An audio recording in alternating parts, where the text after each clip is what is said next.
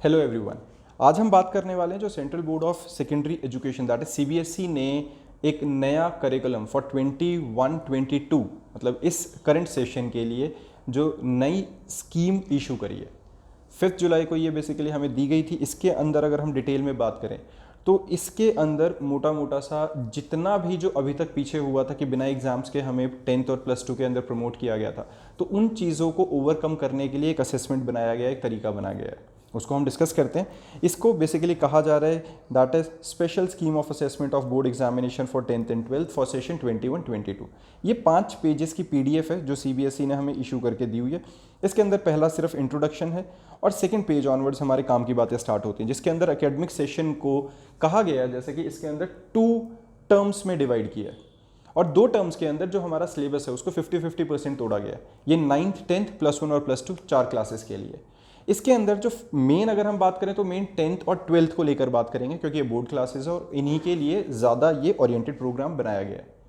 10th और 12th के अंदर सिलेबस को 2 पार्ट्स में डिवाइड किया जाएगा 50-50% के हिसाब से और उनके एग्जाम्स 2 टर्म्स में लिए जाएंगे, that is term 1 and term 2। जो हमारे पास 2 टर्म्स के अंदर जो डिवीजन है उसमें जब एग्ज़ाम लिया जाएगा 2 टर्म्स के अंदर, उनमें मेनली एक और चीज़ को बहुत ज़्यादा इंपॉर्टेंस दी गई है इस बार कि इंटरनल असेसमेंट। जो हम कहते थे कि हाँ प्रैक्टिकल के मार्क्स लग जाएंगे, इंटरनल मार्क्स लग जाएंगे, वो किसी भी बेसिस पे लगते थे, उसको इन्होंने स्पेशली बोला गया है कि efforts will be made to make internal assessment practical project work more credible and valid. मतलब जिसके ऊपर जो हम एक तरह से वैलिडेट कर सकें, जिसके ऊपर भरोसा किया जा सके कि हाँ ये वैलिड तरीके से इक्वली पोटेंशियल के हिसाब से मार्क्स दिए गए हैं। दूसरा,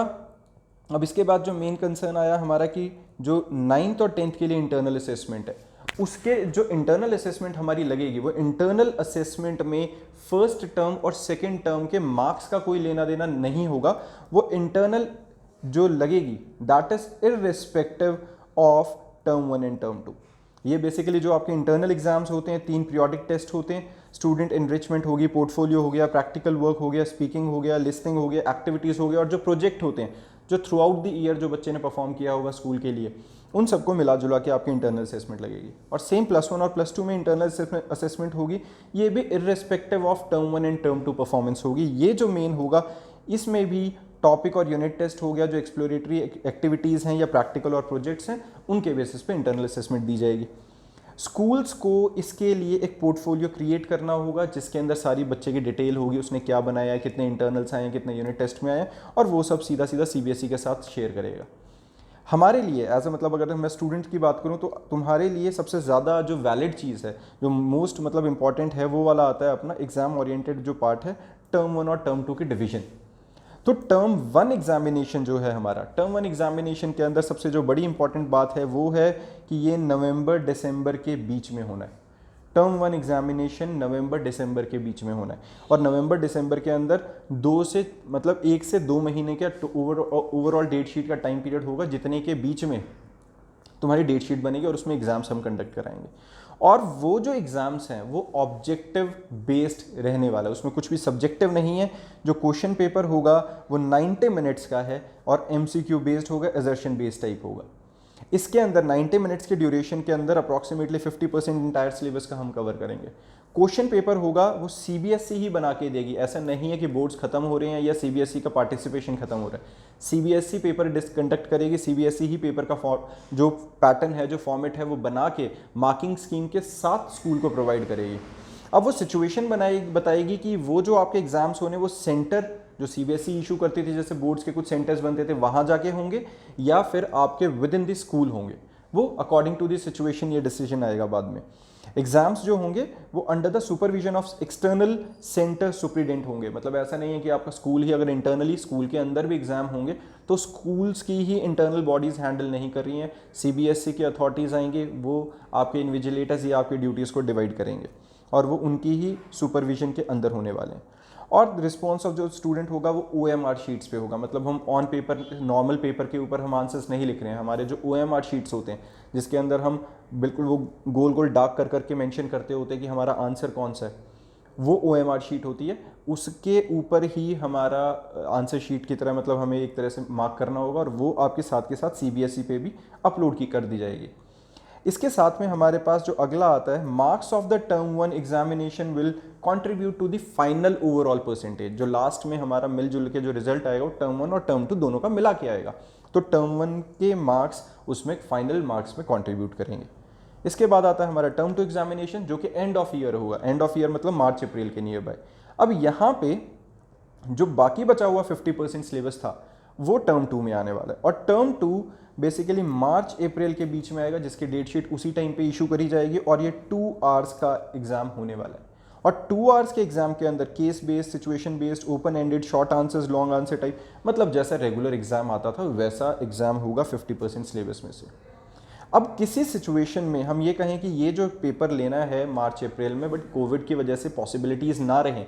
जैसे अभी सिचुएशन खराब हो गई थी, एग्जाम ले ही ना पाए, तो उस सिचुएशन के लिए सीबीएसई ने रखा हुआ है कि इन दिस सिचुएशन अगर non conductive of examination possibility ही ना बचे, उस वक्त 90 मिनट्स का एमसीक्यू बेस्ड एग्जाम होगा, जो कि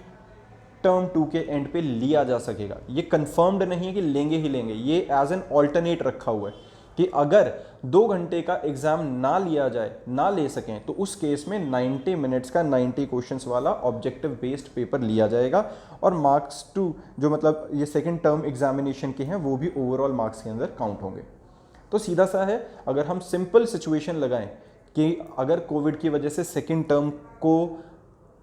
ऑब्जेक्टिव में कन्वर्ट ना किया जाए, तो सीधा सा टर्म 1 के अंदर ऑब्जेक्टिव बेस्ड आ रहा है, टर्म 2 के अंदर सब्जेक्टिव आ रहा है। अगर सिचुएशन खराब होती है, मार्च अप्रैल के अंदर एग्जाम कंडक्ट ना कराए जा सकें, तो उस सिचुएशन में ही सिर्फ टर्म 2 को ऑब्जेक्टिव बनाया जाएगा, अदरवाइज टर्म 2 सब्जेक्टिव रहने वाली है।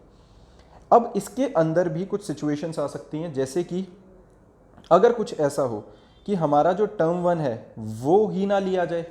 अगर क्योंकि उसके अंदर भी सेंटर्स पे जाना है, और कोविड की वजह से अगर कुछ ऐसा आ जाता है कि नवंबर दिसंबर के नियर बाय जाके हम एग्जाम को कंडक्ट ही ना करा पाएँ, तो उस सिचुएशन में क्या होता है, जो पेंडेमिक अगर इंप्रूव कर जाती है, मतलब हम अलग अलग केसेस के बारे में डिस्कस करते हैं कि किस किस सिचुएशन में क्या होने वाला है। जैसे अगर इन्होंने बोला कि भाई अगर सिचुएशन इंप्रूव कर जाती है, पेंडेमिक वाली सिचुएशन कंट्रोल में आ जाती है सारी, और स्टूडेंट स्कूल या सेंटर्स पे जा सकते हैं,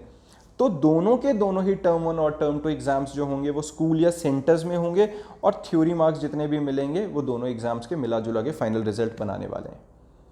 अगर सिचुएशन खराब हो जाती है, जैसे कि हमारे पास इतना बुरा हाल हो जाता है कोविड की वजह से कि स्कूल फोर्स्ड हो जाते हैं, जैसे अब हो गया था कि भी स्कूल बंद कर दिए जाते हैं, उस सिचुएशन में सेंटर्स पे स्टूडेंट नहीं जाएगा पेपर देने, तो तब ड्यूरिंग नवंबर दिसंबर 21, मतलब नवंबर दिसंबर टर्म 1 के एग्जाम्स के टाइम पे पॉसिबल ही नहीं है स्कूल में जाना, तो term 2 exams are held at school or centres. मतलब ऐसा हो जाए टर्म 1 हमने सेंटर्स पे जाके नहीं दिए और टर्म 2 हम सेंटर्स पे जाके दें, तो टर्म 1 जो एमसीक्यू बेस्ड एग्जामिनेशन है इज डन बाय ऑनलाइन और ऑफलाइन मोड। जहां पॉसिबल होगा वहां ऑफलाइन होगा, जहां नहीं है पॉसिबल वहां ऑनलाइन ऑप्शन दिया जाएगा ऑब्जेक्टिव बेस्ड के लिए फॉर टर्म 1। और उस सिचुएशन में जो वेटेज है इस एग्जाम की वो थोड़ी रिड्यूस हो जाएगी, दैट इज टर्म 1 हम एग्जैक्टली फाइनल स्कोर में 50-50% की अश्योरेंस लेके नहीं चल सकते। जो भी सिचुएशन होगी, अगर हमारा टर्म 1 ऑनलाइन होता है तो उस केस में हमारे पास टर्म 1 की वेटेज फाइनल स्कोर में घट जाएगी, और जो मेन वेटेज है वो टर्म 2 की रह जाएगी, उसके बेसिस पे स्कोर आएगा अपना। और अगर अब अगली सिचुएशन आती है जो पेंडेमिक फोर्स है complete closure of the school during March April, but term 1 exams are held at school or centre, मतलब जो टर्म 1 के एग्जाम्स हैं वो हमने ऑफलाइन जाके दिए थे, हमने सेंटर पे जाके OMR शीट पे किया था, MCQ बेस्ड दिया था, उस सिचुएशन के अकॉर्डिंगली जो रिजल्ट आएगा हमारा वो सीधा सा टर्म 1 के मार्क्स के बेसिस पर ही बना दिया जाएगा, टर्म 2 को उसमें कंसीडर नहीं करेंगे। जो भी रिजल्ट आएगा that will be based on the examination on off term 1 and internal assessment completely. The weightage of the marks of the term 1 examination conducted by the board will be increase and the result of the candidate will be provided. इसके बाद अगला case, in case the situation of the pandemic force complete closure of the school and the board conduct term 1 and term 2 exams are taken by the candidate from home in session 21-22, मतलब term 1 और term 2 दोनों ही exam बच्चा घर बैठ के ही दे रहा है, boards के लिए वहां सेंटर पे जा ही नहीं पा रहा है। उस सिचुएशन के अंदर क्या होगा, result would be computed on the basis of internal assessment practical and theory marks of term 1 and term 2 taken by the candidate from 10th and 12th, और इसमें subject to moderation or other measures to ensure validity and reliability of the assessment। और मतलब क्या हुआ यहाँ पे कि अगर सारे ही पेपर हम घर पे ही बैठ के दे रहे हैं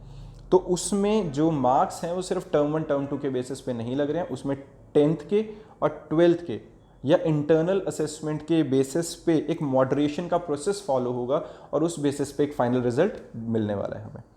तो इन सारे केसेस के हिसाब से हमें इंटरनल असेसमेंट टर्म 1 और टर्म 2 का मिला जुला के रिजल्ट मिलेगा। इससे एक चीज़ हमारी बहुत क्लियर हो गई है, एग्ज़ाम्स होने हैं, हर हाल में होने हैं, either it is online mode और इन ऑफलाइन मोड, लेकिन एग्ज़ाम ज़रूर कंडक्ट होंगे। टर्म 1 की बात करें, टर्म 1 क्लियर है कि वो सब्जेक्टिव नहीं होगा, वो ऑब्जेक्टिव रहने वाला 50% सिलेबस से। टर्म 2 जो है वो सब्जेक्टिव भी हो सकता है, ऑब्जेक्टिव भी हो सकता है। सब्जेक्टिव तब होगा जब आप सेंटर्स पे जाएंगे 2 घंटे वाला, और ऑब्जेक्टिव तब होगा टर्म 2 जब सिचुएशन खराब होगी, आप घर बैठ के ऑनलाइन दे रहे होंगे।